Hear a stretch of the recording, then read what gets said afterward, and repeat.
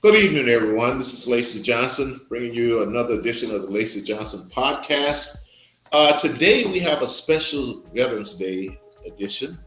We have a very special guest with extensive military background, the type of armed service person that we'd be very proud of. And his name is Mr. Adam Schwarze. And so we're going to have him on shortly here. In the meantime, go out, LacyJohnson.com, subscribe to my channel, visit the online store, press the bell for notification.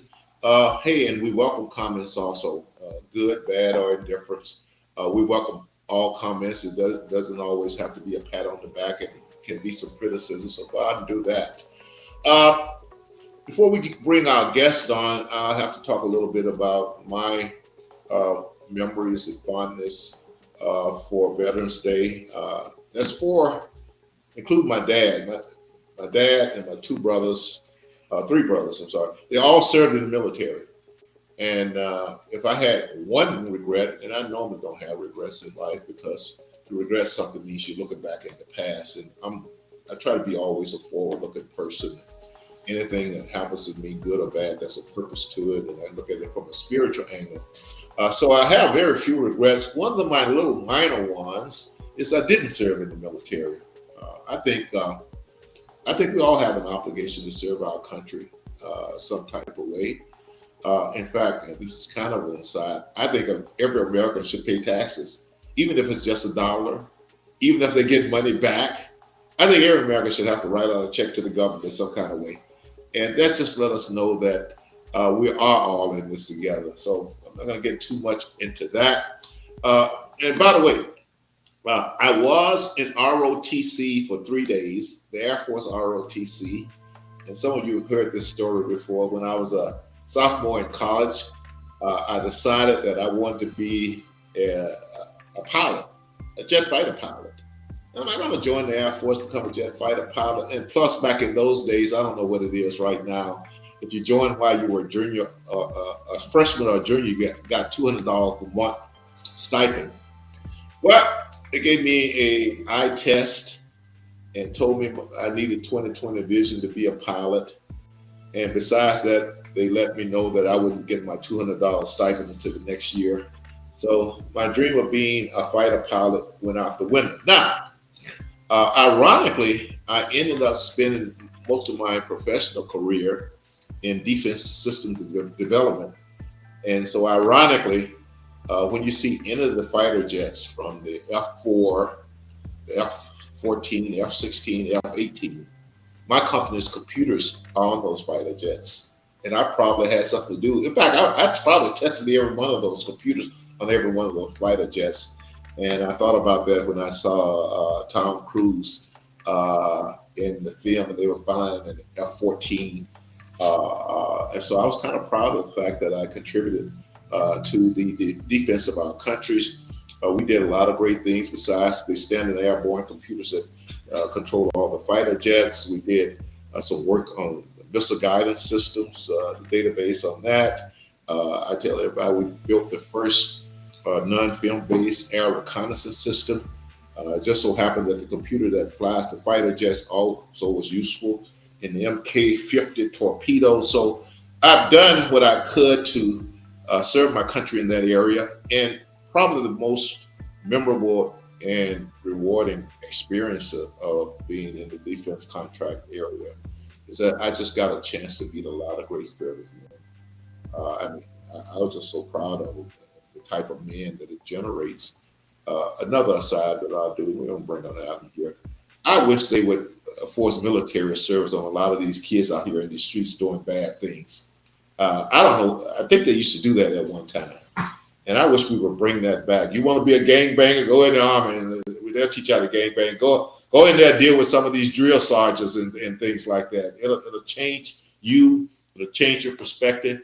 And I'm just convinced that 99% of the time you'll come out a better person versus jail or prison or something where you come out a worse person. So that's just a little aside there too. And I'll probably spend as much time as I should on this subject. So I'm going to get ready to bring in our guest. And so you can listen to him and his great story instead of mine. So let's bring him on. Adam, welcome to the Lacy Johnson podcast. How are you doing today? Hey, good evening, Mr. Johnson. Thanks so much for having me. Yeah, I should explain to our audience. I think the first time we met, I was having an investor forum, and our audience should know that one of my priorities in life is to bring for-profit global businesses to the mainly African American communities, inner city communities, for-profit companies in technology, investment, consumer products. That I just believe there will be, in order to receive social justice, we need financial justice. And in order to get financial justice in a free enterprise capitalist system, you got to go out there and come up with some goods and products that the market desire, and go out there and work hard and work long and make it work, and be tenacious. And so that's what I'm trying to do to change the culture in a lot of these communities, because a lot of them right now, the economy is based on a lot of nonprofits, and I don't have an issue for it. That's a place for them. But a lot of times in our community, what the nonprofits do, it pays people salaries, it let them buy cars, but it doesn't solve any issues. And I think that get to the root of most of the issues that's facing our community, God, family, education, and prosperity, by leveraging the benefits of the free enterprise system. So that's my soapbox. Now, Adam, tell us a little bit about yourself. I met him at this investor forum. Oh, by the way, I should tell our audience, you're all supportive of it. And we'll get into it later on in the show, some of the things you're doing to help me realize my goals and visions as far as business development in these communities. All right, Adam, I think I know, and if I don't, please correct me, that you are a former Marine. You are maybe a former, or still is, a Navy SEAL. You had experience as a Navy SEAL, and you spend a lot of good time serving your community. But before we get into those, and you're working on your master's, I think this man got about 3 or 4, 5, 6. I stopped counting his degrees. We'll talk about that in a little bit. And he's working on that. But before we get into that, why don't we let the audience know a little bit about you, such as where you're from, where you were raised, what things in your childhood set the groundwork, the foundation for who you turned out to be today. Because as people know, one of my favorite phrases is, the child is the father of the man. So tell us a little bit about yourself and your childhood and growing up, and where you grew up at. Yeah, you did. Thanks for the kind intro. You got all the major movements correct. Yeah, I'm from Minnesota. I grew up in Bloomington. I was adopted at an early age of 6 months years old. Both my biological and adopted families are from the state of Minnesota. I was blessed to have 2 parents in a 2-parent household growing up. My parents were lower middle income class. We had a very meager, small house in the east side of Bloomington, which is the non-affluent side. And my parents worked 2 jobs so I could play hockey. And because I was their only child, they were able to afford that for me. Hockey's a pretty expensive sport. I graduated in 2002 from Bloomington Kennedy. And you have to take things into context. My senior year was 9/11. So the Twin Towers fell when I was sitting in high school my senior year. I had already been on a path to military service that already was in the process of actually trying to enlist into the Navy, coincidentally. But after the Twin Towers fell, the Navy recruiting office was closed for a period of time, was outside the Marine recruiting station, had no actually idea what a Marine was. But first to contract, as the saying goes in the recruiting world. And the Marines, they did me well. Actually, I owe pretty much my entire life to the Marine Corps, because that non-path of virtue that I was on, as you were talking about in your intro, they really corrected it for me. And, I was trying to be an enlisted SEAL. I'd wanted to be a SEAL my whole life. There's no way I had the maturity or the fortitude to get through the SEAL pipeline at that point in my life. Right. But God willing, after getting through the Marine Corps, I was on my first deployment that following year. I did all 5 phases of Operation Iraqi Freedom. And then I was fortunate enough to go and work with the Department of State and some other agencies abroad that do foreign service national aid. I kind of opened my aperture for only international relations, but just the importance of education, because the Department of State, diplomats and ambassadors that I was working alongside were really impressive. I attributed that to their phenomenal educational backgrounds. So that was where I kind of had a change in direction from just being an enlisted shooter operator in the Marine Corps to getting selected for a paid-for commissioning program by the Marines. Came back to the University of Minnesota, where I got my commission to the Navy. Was successfully selected for a Naval Special Warfare Officer candidate. Completed a Navy SEAL officer, achieving my childhood dream in 2013. Did a couple of deployments with SEAL Team 3 before getting screened and selected for an entity that does Naval Special Warfare undersea things for the last 7 years of my service. But then I also completed a few degrees at Harvard. I have an international relations master's, international security master's certificate, and nuclear deterrence master's certificate.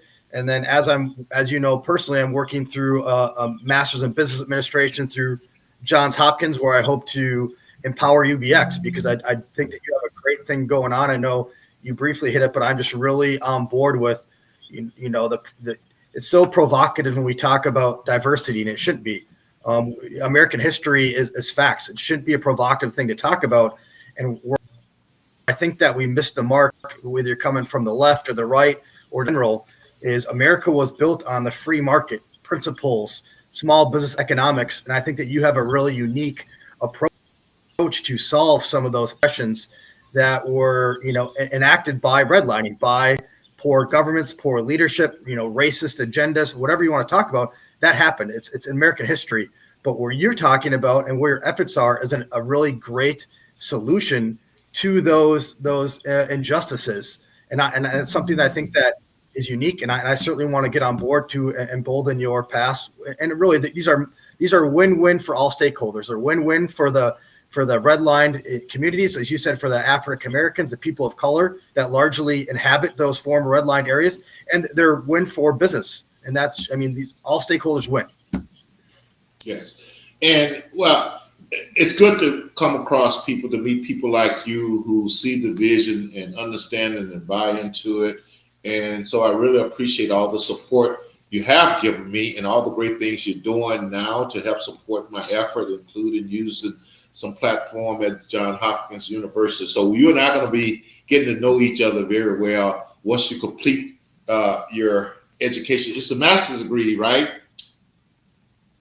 Yeah, it'll be my fifth and sixth degree total, but it'll be, I think, my fifth master's. Okay, so let's go back a little bit. First of all, not being from Minnesota, I told you we built these standard airborne computers, but that was that control data. I like to give control data and build NARS that I found the props whenever I can. But what I'm getting to is that I had some administrative assistants who lived in Bloomington, and they let me know very early about East Bloomington versus prestigious West Bloomington.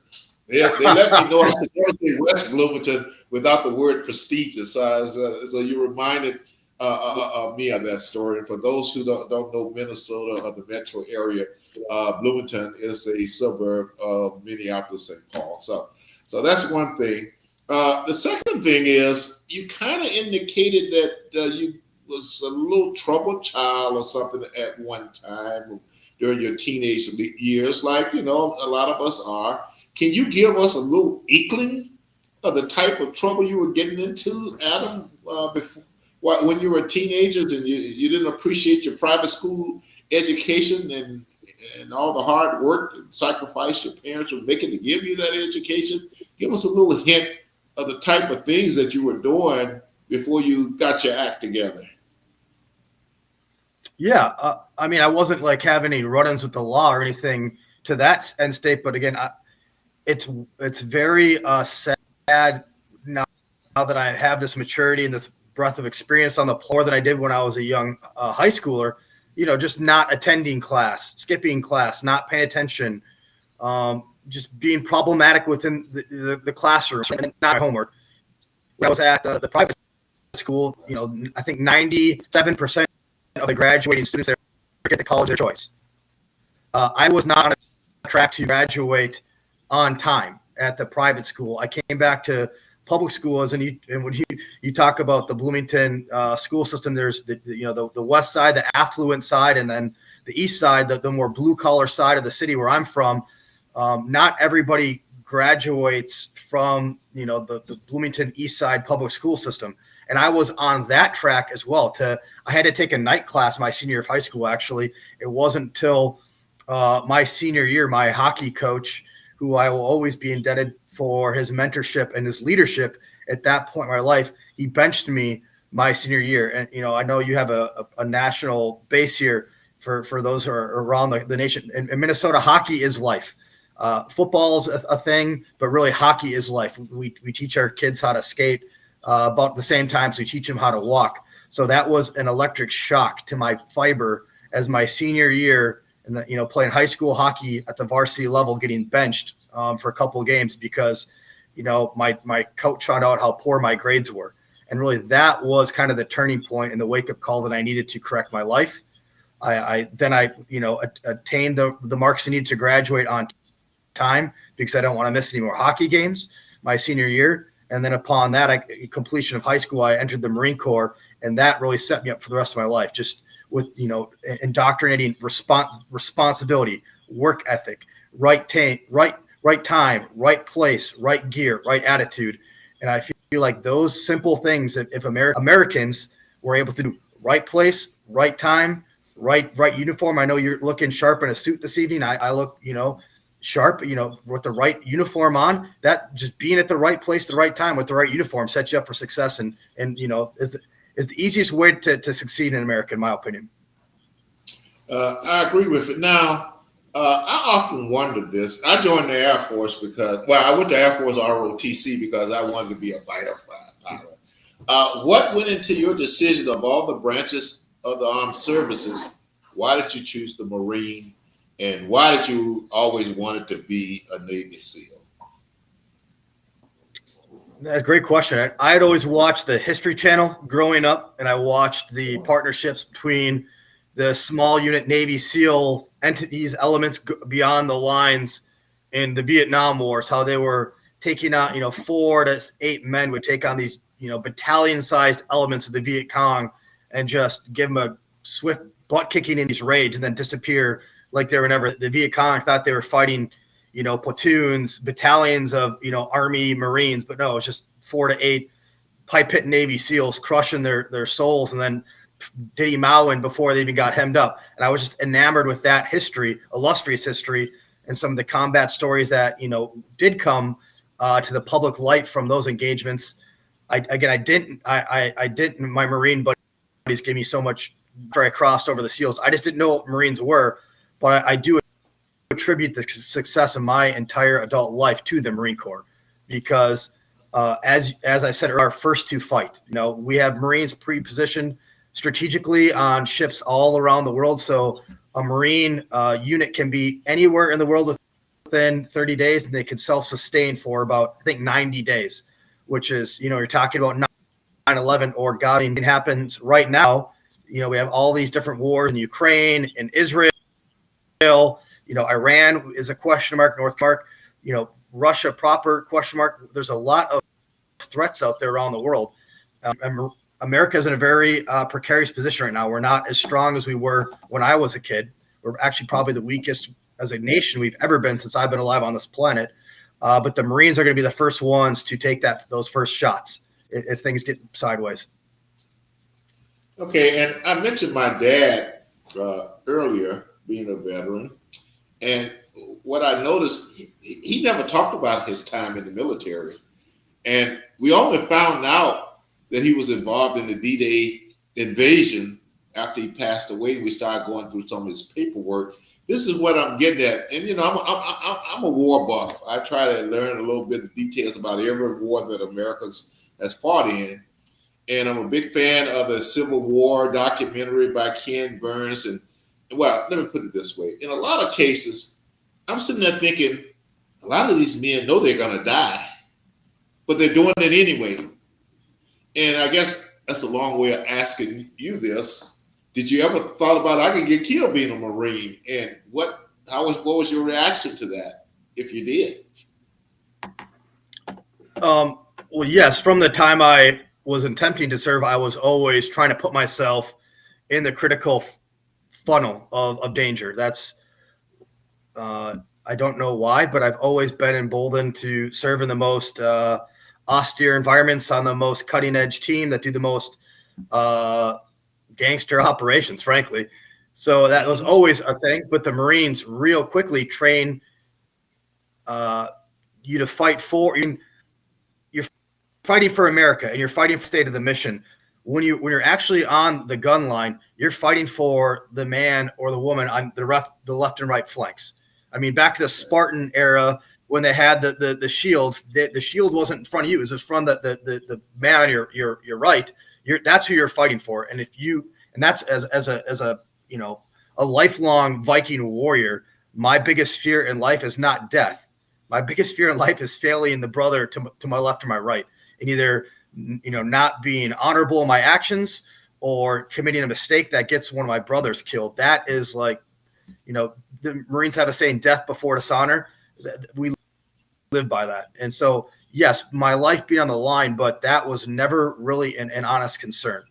And to be frank, some of the most perilous, operations I've been in, both as a SEAL and as a Marine, it wasn't even something I thought about in the moment. What you really revert back to in those chaotic violence of war actions is back to your training. If you've ever watched The Matrix, that's really almost how the gunfights unfold. Is everything just goes super slow and you revert back to your ingrained tactics, techniques, and procedures, and that's what you fall back to. You don't even really feel pain in that moment or any sort of fear whatsoever. You just fall back to your training. So when you first joined the Marines and started your basic training, did you still have in mind, I'm going to serve in the Marines, but ultimately I want to be a Navy SEAL? So that's a great question. Mm-hmm. Yeah, great question. No, at that point, as soon as I enlisted into the Marine Corps, I was bought into the Marine Corps brand 100%. They do a great job of cultivating maturity, talent, leadership in their recruit training. They do the same thing in their officer candidate school. I had the privilege to go to both the enlisted Marine Corps recruit training, and then later when I got accepted in that paid commissioning program, I did the Marine Corps officer candidate school as well. It was during that time where I was working with another Marine Special Operations former enlisted operator who was on his track to getting his commission as well. He informed a possible thing to do, and not easy, but it was possible to request the Marines to allow for an inter-service transfer. And I say not easy because it has to get approval, right? And essentially what I did, Lacy, is I said, hey, Marine Corps, thank you for, meritoriously selecting me to go to college. The U.S. tax dollars paying for all of my college. And by the way, I'm staying in the military essentially as a staff non-commissioned officer. I was my base, my assigned place of duty was the University of Minnesota for 3 years. And I said, thank you, Marine Corps, for investing all of this time, effort, and resources into me. Now I want to go to the Navy. It did not hit very well, as you can imagine. And to the best of my knowledge, the only person that got his package approved, but I did. I got a letter of release by the commandant of the Marine Corps. It was like, as a Christian, there's like Jesus for us. And then like right underneath that is the commandant of the Marine Corps. He sent a cheeky letter back saying, hey, you've been a great war fighter for us. You've been crushing it. If you can get picked up for a SEAL spot, I'll release you. And I think it was kind of a tongue-in-cheek response. I was competing for a spot from all of I know you were in Air Force ROTC for a while. There's the Navy ROTC nationwide. And nationwide, they get about 15 spots annually to fill for SEAL officer spots. So 15,000 people compete for about 15 slots. So I had like a 1 in 1,000, of getting a selection. So I think he was hedging his bets that I wouldn't get selected, but I did. So he true to his word, the Marine Corps released me. So in 2012, I went from wearing my, sexy Marine Corps dress blues to the Navy milkman officer whites, and then started the SEAL pipe. And just so I'm clear, had you been accepted in the Navy SEALs before you left the Marines, or did you leave waiting on the formal acceptance for the Navy SEAL training? Yeah, another great question.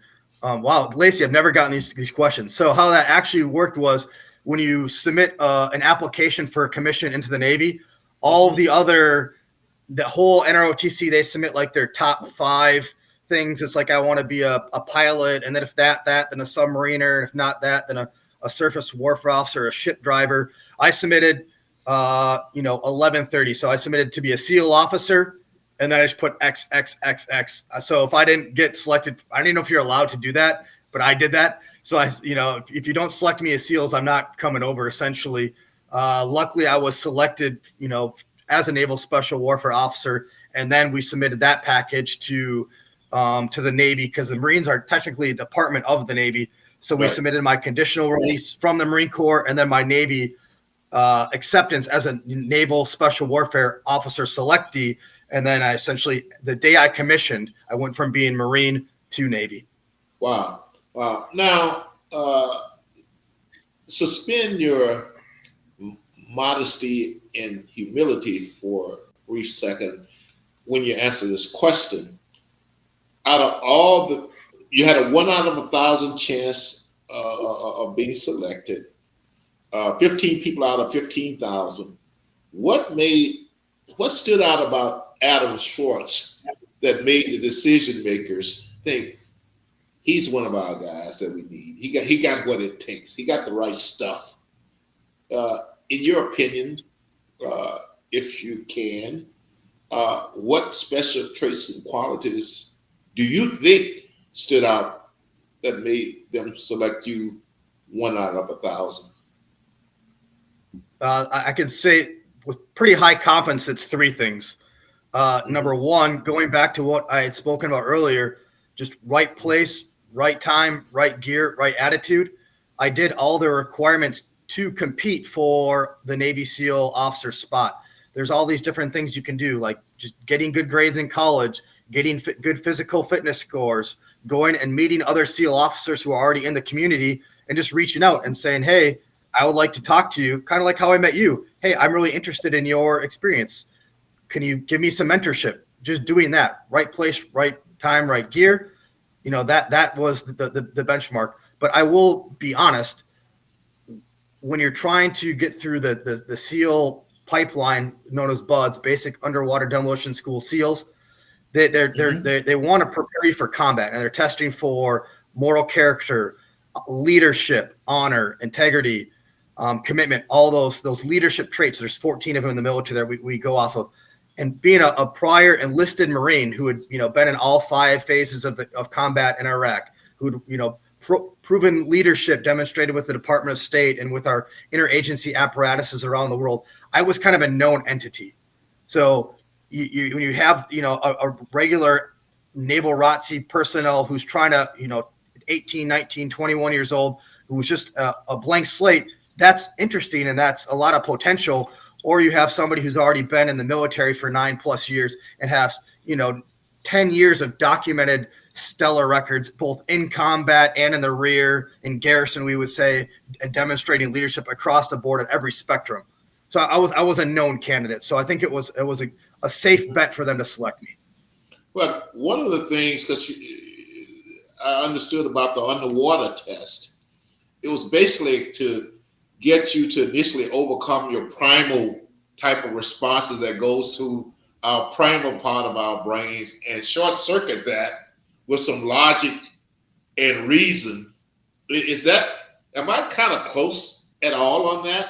Because I remember reading that somewhere. Yeah. And I went through the BUDS pipeline shoot, 11 or 12 years ago or something at this point. So it might have changed a little bit, but when I went through the BUDS pipeline, there was this evolution called the underwater crossover, where essentially you jump in, do a front flip underwater, and then you have to swim to the other side of the Olympic pool and then swim back. and guys would straight pass out underwater. And what the instructors would do is they would literally, at the time, this is how we would get through it. They, as you said, they want your commitment to be a Navy SEAL so bad that it supersedes your desire to get oxygen, to get air. Like they want you to want to be a Navy SEAL so bad that if you can't make that test, you choose to pass out. And guys that would not make it, you would just see them like go limp underwater, and the instructors would ram them into the walls. They'd be underwater, 2 or 3 instructors watching this evolution. So it was safely done because we had, the instructor cadres were underwater watching the students, the candidates perform these feats. And, the majority of them would make it. That's a first phase evolution where the majority of students would be able to make the underwater crossover back and forth.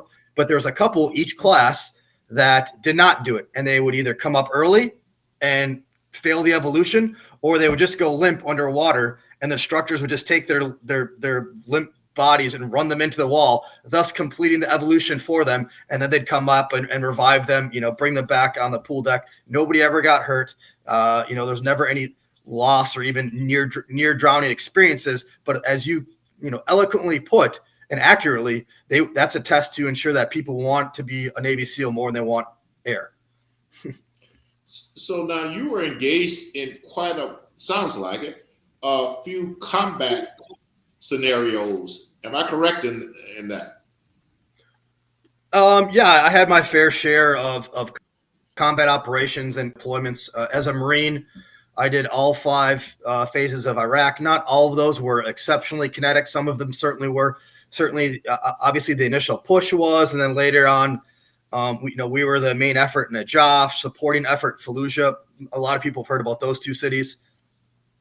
As a SEAL, I did a couple of deployments with SEAL Team 3, one to the Pacific Theater, non-kinetic, but doing important things for national strategy. And the other one was in the Middle East doing, again, sensitive things for intelligence-wise.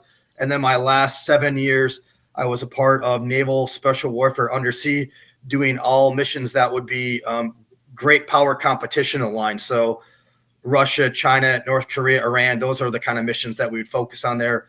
I really admire you. You got all kinds of talents in all kinds of areas. So you get out of are you still participating? Are you in the Navy Reserve or anything right now? Are you serving in the reserves at all, Adam? Are you still connected that way? No. I retired on 1 March 2023. Okay, so you're retired now, but in the meantime, besides your military duties, besides your educational pursuit, I'm assuming somewhere down the line you're holding a regular job like the rest of us non-SEAL people out here. What were you doing career-wise during all this time?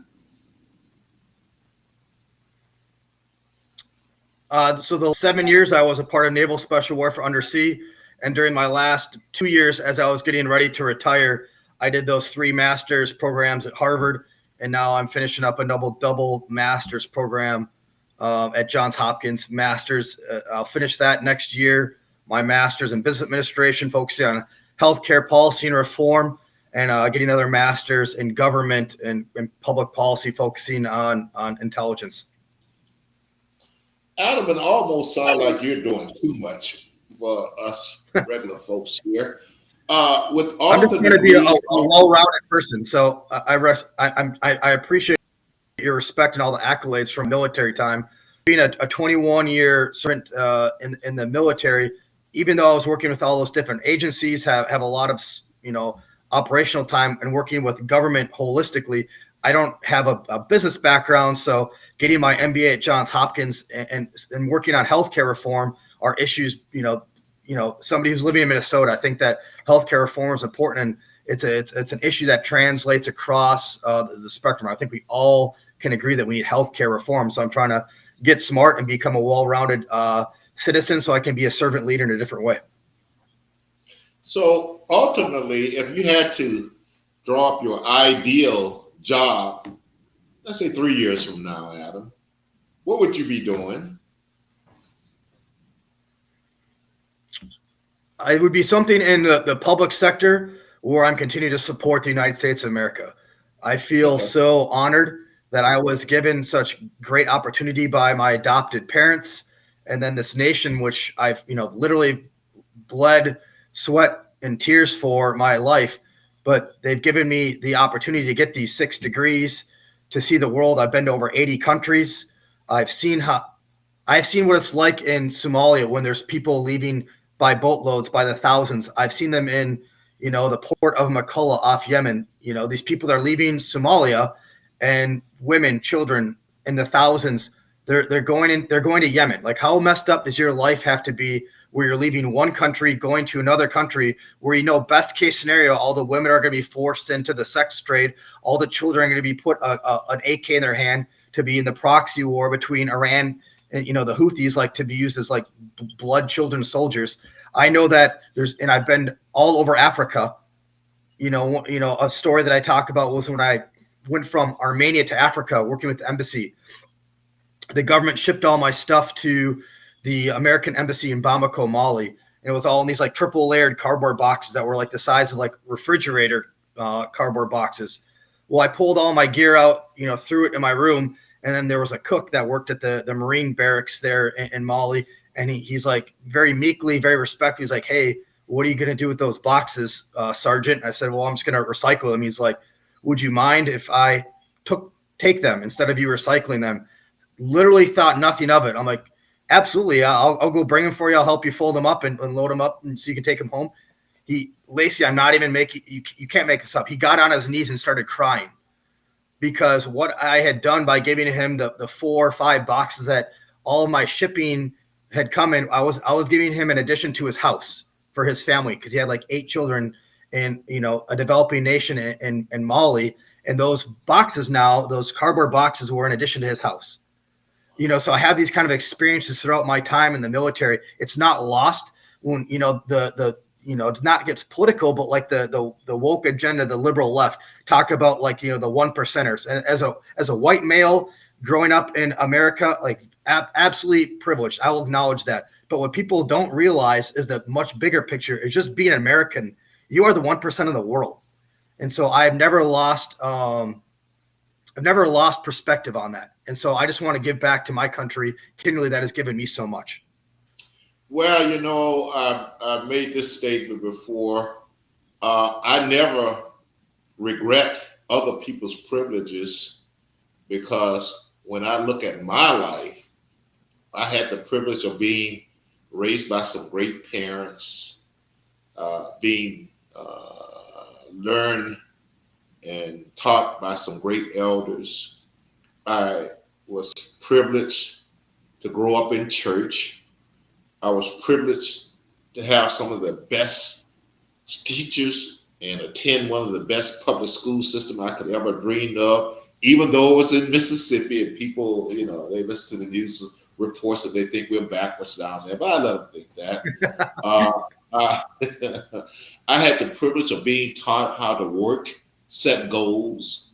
So I had a lot of great privileges. I grew up around 100 or some first cousins, all my aunts and uncles. And, as a teenage boys, you talk about the teenagers, I had some of the most beautiful, smartest young ladies in the world. There was friends and girlfriends. And so I tell people, I had a perfect childhood, and not that bad things didn't happen, but I always saw my blessings. And so I don't ever regret other people's blessings. And I just remember I was at a funeral one time, and the preacher told the story of Thomas getting his blessings and people getting jealous of it. And he painted it as, look, when one person get their blessings, that means that you just moved up in the line to get your blessing. So I don't get into white privilege, white supremacy and all that stuff. I just feel supreme and everything. So I don't even go that route with the woke crowd on that. So we're in agreement on that. By the way, just as an aside, you don't have to respond. When I heard your resume, as you were talking, I'm surprised he's not in the Central Intelligence Agency or one of the intelligence organizations, but you don't have to address that. What are you doing currently, education-wise, and what's your plans when you're done, Adam? The whole why is just I just want to make myself more well-rounded. in the Marine Corps, we would say increase your fighting position. That's what I'm trying to do. I'm trying to always be a better person, both spiritually, mentally, physically. I'm a lifelong learner, a lifelong student. This is just a continuation of that path. What I'm doing alongside of that is just getting amongst it in Minnesota. I spent the majority of 21 years, fighting in, 81 countries around the world. So I'm trying to just get my bearings straight. And Minnesota, what is going on with the people?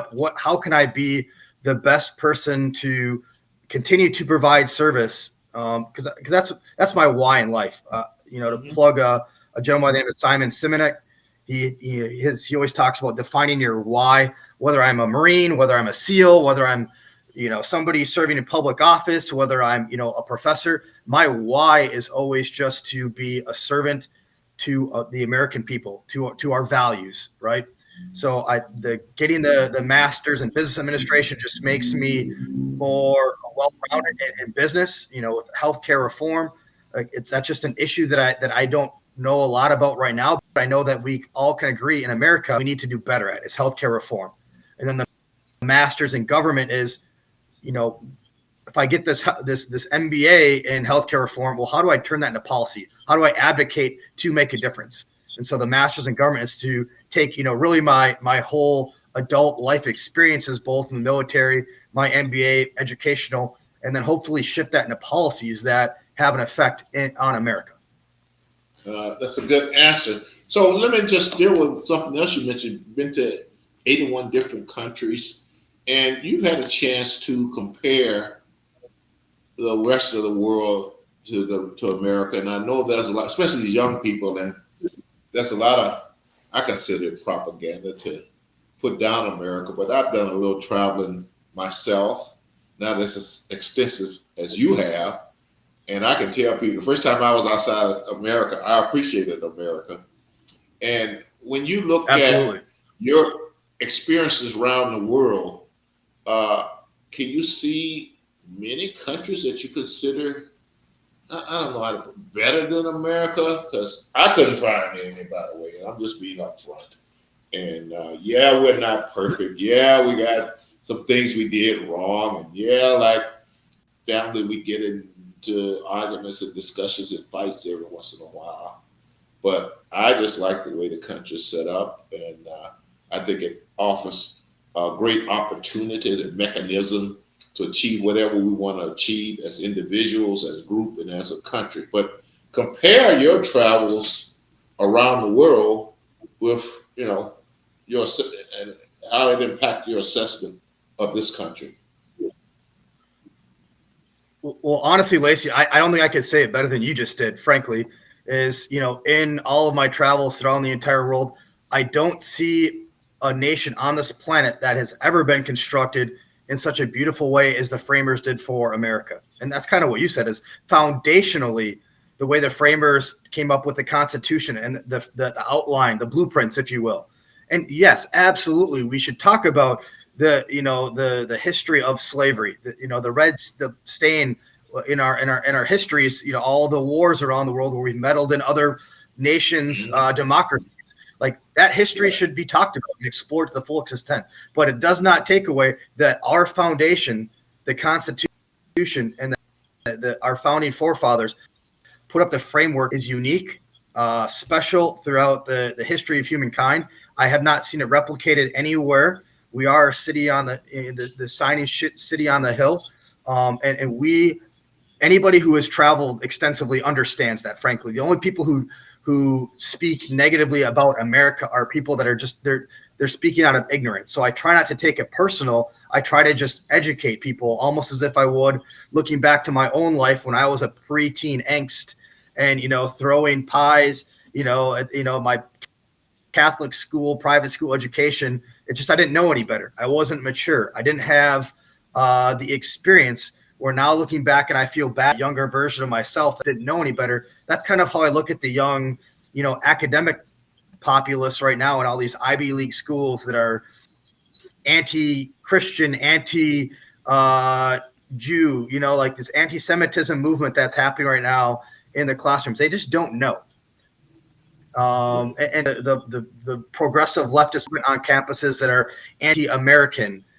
They just don't know. They haven't lived on this planet long enough to understand. They certainly haven't traveled to, the million plus internment camps where there's, millions of people in the Chinese slave camps. They haven't seen, the African tribes that are still there having slaves today and still like have slave wars in the continent of Africa. They don't know that there's all these proxy wars happening around the planet where not only can you not be a person of faith, of really any faith, if you're not the right faith, you will be tortured and killed. The majority of the planet is not open to the whole LGBTQ movement. America largely is. It certainly is institutionally. Certainly there are racists in the United States of America today. Certainly there are people that are not inclusive to orientations, to genders, to sexual identities, all of that. But that is not institutionally what America is all about. It has never been institutionally. And how I like to frame it as, we have this great constitution, which is the founding of America. Certainly we should, upkeep the drapes, change out the stairs, redo the carpet. And we've done that. We've given women the right to vote. Not till later. We don't have, that took time. I understand that. In fact, improving our fighting position, that is what America does as a nation. But that whole time where we continue to better our nation, we still have the bedrock of that foundation on the Constitution, which is exceptionally unique. And, certainly I have been and will be willing to give my life to defend, because it does set us up for a complete trajectory so long as we don't lose sight of that. Well, I think you hit on a couple of points there, and we need to be honest. Someone mentioned that slavery was always the snake under the table, and we paid a hell of a price for it with the Civil War. I think the fact that we've meddled in other countries, I think a lot of wars are about capturing the assets of the different lands and things like that. But that can be true, and also the ideal of this country to still be good, and the work that we've done to reach those ideals. It is something, people talk about colonialism and imperialism, and America has never fought a war to increase our lands. Since World War II, we have never fought in any of these proxy wars, any of these other wars around the world. Since the Great Wars, we have always fought to better democracy, to to export our values for right or for wrong. We've never fought as an imperialistic nation, since the Great World War, certainly. And number two is we've just fought for what we call like just cause, doing things the right way. We're not fighting wars against a people of different races anymore. And if you talk about like fighting wars to support, if you look at, like you just talked about the war, if you took all our casualties from all of America's wars throughout all the history of America, they would pale in comparison to just the I forget the amount of casualties that we lost during Civil War to correct that stain of slavery. The Civil War was the bloodiest war in American history, and we paid a high price for it, rightfully, as everybody, most Americans would agree. But that was the bloodiest war, was to correct that. And we also had the first, Republican president who gave his life to Abraham Lincoln was the first Republican president, gave his life, was assassinated to correct that wrong. Those are good points. I think the estimates are around, we lost about 600,000 people in the Civil War. Yeah, I think it was 400,000 directly and then a couple 100,000 later on, yeah. As our audience have heard and seen, we have an outstanding military person here. As I told you, as we were beginning the show, I come from a family of military people, and that we should keep soldiers like you, and they're almost all of them are like that. I mean, I was just impressed by all the people I deal with in the service. I ask you to think of them this Veterans Day, and think of Adam, and think about the people in your family that served in the military, and perhaps even think twice about any protest that involves burning the flag or disrespecting the national anthem, and keeping in mind there's a militant side of me. I got some black militants in me, but I balance things, and when you are disrespecting the flag and burning the flag, I'm thinking about my dad. I'm thinking about my brothers. I'm thinking about all the great people I know out there. I'm just thinking about the service. And a lot of times when this is done, people are doing it in private work areas. But we're not going to get into that. Let's stay focused on Veterans Day and the service you've given to our country, and a lot of men like that throughout history. So, Adam, I like to end my podcast on a positive note from my guest. And since you are my guest this evening, I'd like for you to give our audience, first of all, your perspective on Veterans Day, any special plans you're going to have, and then just send them off in a very positive manner. And we'll let you go and get some supper or something like that. And I got to hurry up and go vote. I just realized that the polls open till 8 o'clock, right? I got to go vote. Well, go ahead, Adam. Yeah. Give us a good send off here about Veterans Day, what you're going to be doing, your perspective, and some positive messages for our audience. The positive messages: we were put on this planet, blessed by the blood, sweat, and tears on the backs of all the people that came before us, to be on this great soil of the greatest nation in the history of planet Earth. I would say with that comes the responsibility to give back. And, I was blessed to be put in a position where I was able to affect hopefully positive change for not only America prop, our values in a worldwide scale. But I hope that everybody takes a moment to recognize just how grateful they should be because of all the gifts and the opportunity that just being on a soil presents. It is very unique, the opportunities that just come with being an American.